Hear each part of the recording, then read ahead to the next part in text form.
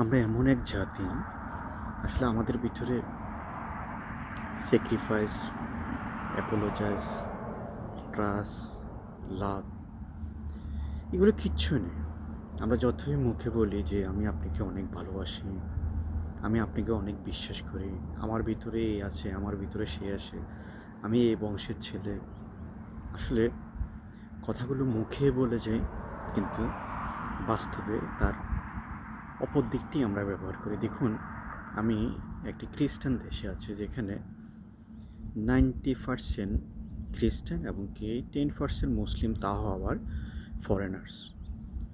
এ দেশটিতে কিছুদিন আগে আমরা এসেছি, প্রায় 10 মাস শেষ হয়ে গেছে। একটি নিউ ইয়ার বা 31st নাইট এখানে কাটালাম।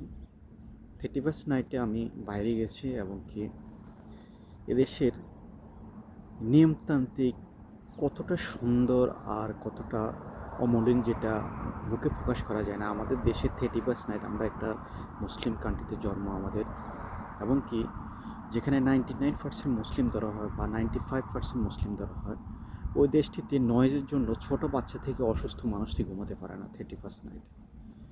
আতশবাজি, বিভিন্ন ধরনের অসামাজিক যে কার্যকলাপ আছে সব কিছু করা হয়।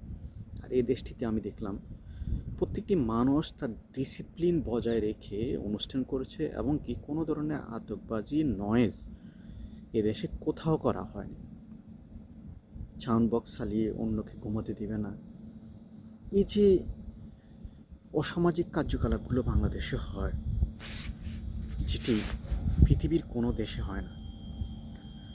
এরা তাদের ফ্যামিলিগতভাবে তারা একটা রেস্টুরেন্টে যায় বা বাসায় তারা দিনটি সুন্দরভাবে উদযাপন করে, রাতটি সুন্দরভাবে উদযাপন করে।